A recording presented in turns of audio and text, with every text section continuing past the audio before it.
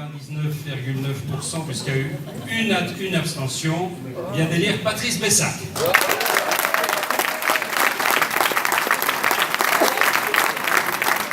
parole à notre président.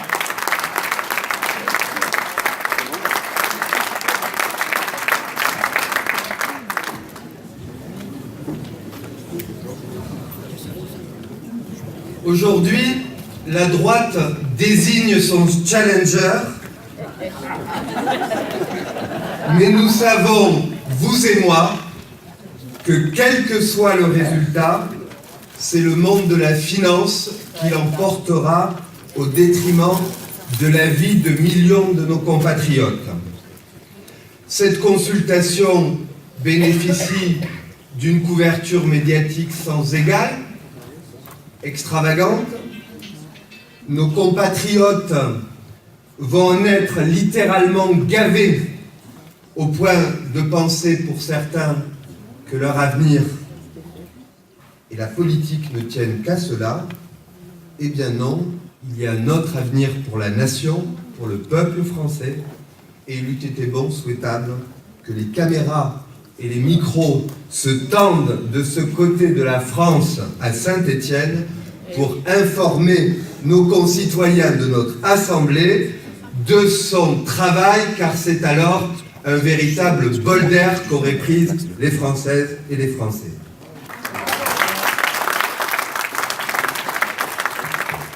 Monsieur le maire, ancien président de l'ANECRE, cher Dominique, monsieur le secrétaire national du Parti communiste français, cher Pierre, madame la sénatrice, chère Cécile, mesdames et messieurs les élus, maires, conseillers régionaux, départementaux, adjoints, conseillers municipaux, territoriaux et métropolitains, citoyennes, citoyens, amis, camarades. Nous sommes ici des élus militants. Et c'est cela qui nous donne notre énergie dans l'adversité. Nous sommes des militants élus, des combattants. Nos convictions, nos valeurs sont notre bien le plus précieux, l'engagement est notre bien commun. Notre congrès en est la preuve. Il y a en France des citoyennes et des citoyens élus qui ne renoncent pas, qui agissent partout sur le territoire pour les services publics et pour donner du sens à notre vie commune et de fait à l'avenir de notre société humaine, celle qu'entendait Jaurès. Nous sommes une force connectée, enracinée, une force d'action et d'espoir, une force politique et sociale. Cette force, c'est l'engagement et l'énergie des 7500 élus communistes et partenaires qui ont fait le choix de l'action. 7500 hommes et femmes qui démontrent quotidiennement leur utilité, notre utilité sociale, culturelle, économique, sociétale et tout simplement humaine. Nos débats l'ont montré.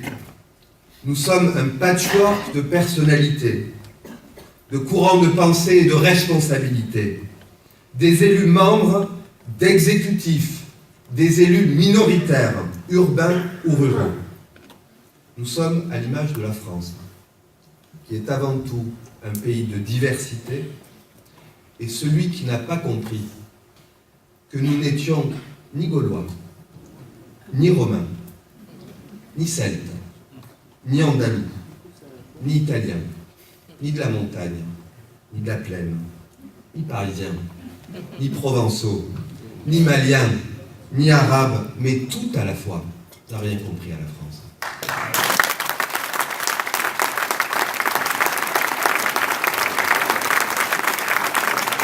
Nous sommes Français, liés par un pacte, liberté, égalité, fraternité, et que nous autres, ici rassemblés, voulons absolument faire vivre. Depuis sa plus lointaine vallée pyrénéenne, de Belleville au cœur des anciennes houillères où chante dans les familles du Pas-de-Calais un air hérité d'une arrière-grand-mère polonaise. La France est toujours une diversité qui apprend à s'aimer. c'est notre histoire. Nous formons un peuple multiple et unique. Au-delà de nos différences, nous partageons ici 3 choses essentielles, vitales même: désir, courage et volonté. Désir, courage et volonté sont moins rares qu'on ne le pense. Nos désirs, notre courage, notre volonté affrontent aujourd'hui la peur et la résignation. La peur, sciemment entretenue d'une partie du peuple face à la violence du système économique et les incertitudes et les précarités qu'elle génère, ici dans la Loire, comme chez moi en Seine-Saint-Denis. La peur devant les bouleversements économiques, sociaux, écologiques, dont chacun, où il se trouve sur la planète, peut désormais faire l'expérience quotidienne. La crainte souvent, et la résignation parfois, d'un grand nombre, alors que le monde se transforme à une vitesse folle, et que cette vitesse tétanise et nous empêche parfois de penser. Il faut parfois ralentir pour aller plus vite. La crainte, la résignation enfin, devant des choix politiques qui ont dévitalisé les institutions démocratiques et la politique. Ce choix de la démission, cette trahison devant l'argent, cette soumission, cette désertion du politique est devenu l'obstacle principal à l'irruption constructive et à l'expression raisonnée et non pas raisonnable du peuple. Elle le conduit dans un tunnel de frustration et de renoncement, servi par de pseudo-intellectuels comme M. Zemmour, qui théorisent et projettent leurs propres fantasmes peureux et haineux sur la société tout entière. La crainte enferme les peuples, elle nous enferme aussi, dans un cycle de passion triste, de violence, de ressentiment, dans la dictature des émotions brutales et immédiates, dans un égoïsme déshumanisant. Cette crainte, cette peur est désormais devenue un programme politique. Elle met sur le devant de la scène hypocrites, affabulateurs, bonimenteurs, manipulateurs, voyous, toutes celles et ceux qui ne reculent devant aucune outrance pour manipuler les énergies de la multitude déboussolée et inquiète. Un parfum nauséabond au relent des années 30 flotte désormais sur l'Europe. En Autriche, en Hongrie, en Ukraine, dans les pays baltes, à travers tout le continent, on assiste à la réapparition de mouvements autoritaires, à la reconstitution des anciennes ligues dissoutes, à la résurgence de la haine dans le débat politique et à sa réduction, à la réduction du débat public à un pugilat sans fin, à un spectacle sordide et navrant. Cet été, en Italie, à Rome, un meeting néofasciste s'est tenu. Tendu au fond de la tribune, en pleine rue, devant des milliers et des milliers d'Italiens, un portrait de Benito Mussolini. Et en face, une contre-manifestation, quelques dizaines de militants, un désordre de courage éparpillé en autant de chapelles. Quasiment rien. Dans ce contexte, où il s'agit de lutter pied à pied dans l'intérêt de nos compatriotes, notre unité est notre bien le plus précieux. Car sans élus nombreux, sans représentation dans les institutions, notre combat perdra un des piliers de son influence et de ses capacités d'action. Le nombre d'élus communistes et républicains n'est pas une question électoraliste. Ce n'est pas une question d'élus.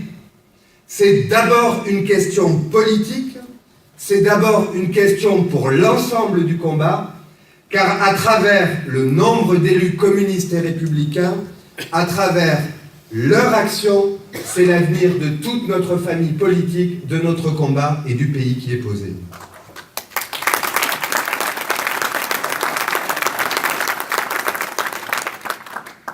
Revenons un instant à l'actualité outre-Atlantique.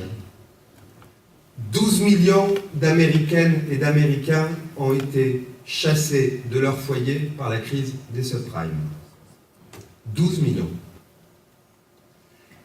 43 millions d'Américains survivent aujourd'hui grâce à des bons alimentaires. 43 millions. Qui peut imaginer un seul instant qu'une société aux prises avec un tel état de délabrement social puisse continuer comme si de rien n'était? C'est ce qu'ont crié les ouvriers, les employés, les chômeurs américains il y a 15 jours. Et cela peut paraître inouï, mais ils l'ont dit en se jetant dans les bras d'un milliardaire raciste. Cette année, 200 millions de bons alimentaires ont été distribués en France. 200 millions. Un chiffre sidérant, une honte nationale. Chez nous, dans les débats, il n'est question que de croissance sans progrès, des absurdes 3% de déficit budgétaire à tenir et de migrants envahisseurs ou d'une réduction dès juillet 17 de 100 milliards d'euros supplémentaires de la dépense publique par les candidats de droite, dont un tiers de nouvelles coupes pour les collectivités territoriales. Vos programmes. Tous ces chiffres, qu'ils soient américains ou européens, affectent les consciences. Sinon, pourquoi les couches laborieuses se seraient jetées dans les bras de leur pire ennemi? Pourquoi 87% des ouvriers autrichiens ont-ils voté pour le candidat de l'extrême droite à l'élection présidentielle? Pourquoi les couches populaires britanniques ont voté massivement le Brexit à l'appel de leurs pires nationalistes et de leurs libéraux les plus convaincus? Pourquoi en France, aux dernières élections régionales, Le Pen et sa famille a caracolé en tête des votes ouvriers? La richesse insolente des uns, l'impuissance des institutions publiques deviennent insupportables au grand nombre. Cela craque de toutes parts. Une partie des couches populaires découragées, qui s'étaient réfugiées dans l'abstention, qui étaient devenues spectatrices de la vie politique, désormais font à nouveau irruption sur la scène politique, n'en déplaise au think tank libéral Terra Nova qui les avait effacés de la carte électorale. Les couches populaires revotent et elles font même la décision. Elles le font contre leurs propres intérêts, mais avec le sentiment de sanctionner légitimement l'indifférence et l'irresponsabilité de celles et ceux qui sont en partie responsables de leur situation. Elles revotent sur une promesse, celle d'être enfin protégées d'une mondialisation qui les tourmente et qui les exclut. Lorsque l'économie devient la science de l'accaparement, alors qu'elle devrait être la science du partage, quand l'État et l'Union européenne encouragent l'injustice, quand le système politique s'affranchit des peuples, tôt ou tard, voici venue l'heure des loups qui proposent au peuple de s'affranchir de la démocratie. Un mélange explosif bouillonne dans la cornue, la marmite déborde, et voici déjà que dans tel ou tel département, avec des effets massifs, le front avance, avance et avance toujours jusqu'à devenir aujourd'hui la première force politique. 2017, 2020, 2022, si nous ne mettons pas maintenant toutes nos forces dans la bataille, demain, la droite qui désigne aujourd'hui son candidat et peut-être après-demain l'extrême droite se prendront la main. Car la convergence des idées dans l'histoire entraîne toujours la convergence des forces et des hommes. La question n'est plus, y aura-t-il alliance entre l'extrême droite et la droite, au plan local et puis national? La question est quand, ici et là, les digues craqueront. Faire obstacle, coûte que coûte, à ce scénario qui apporterait malheur et indignité au peuple français est notre devoir. Dès le lendemain des élections législatives, nous serons, nous, élus locaux, en première ligne à gauche, pour la bonne et simple raison qu'il ne risque de ne rester que nous.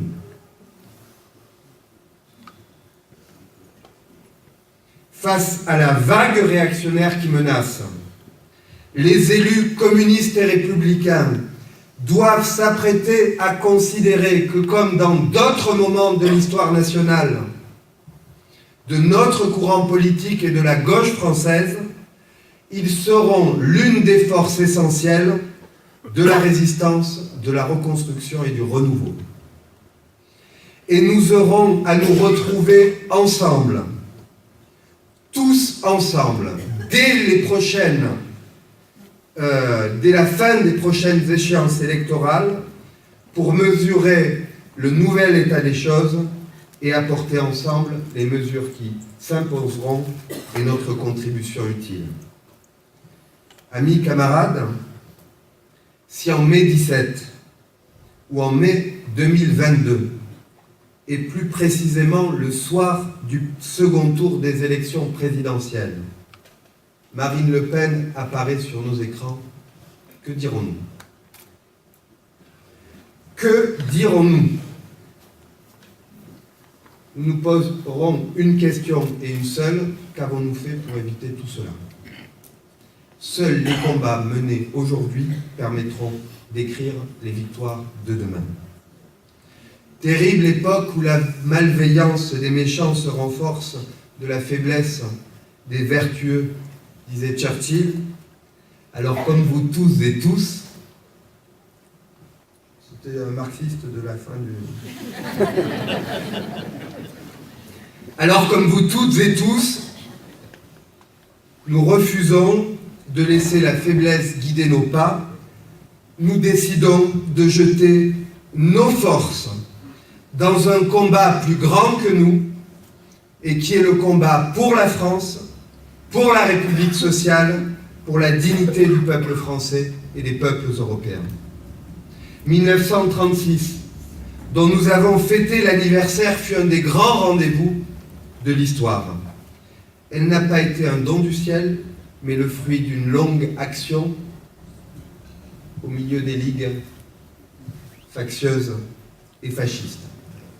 1936 fut d'abord la victoire d'une confiance renouvelée, retrouvée, celle des ouvriers, des employés, des paysans, et au bout du compte, celle d'un peuple tout entier qui, comprenant sa multitude, sa force économique et politique, saisissant l'injustice de son sort et la justesse de ses désirs émancipateurs, a su s'emparer, en se rassemblant, d'un moment du présent pour se créer un nouvel avenir.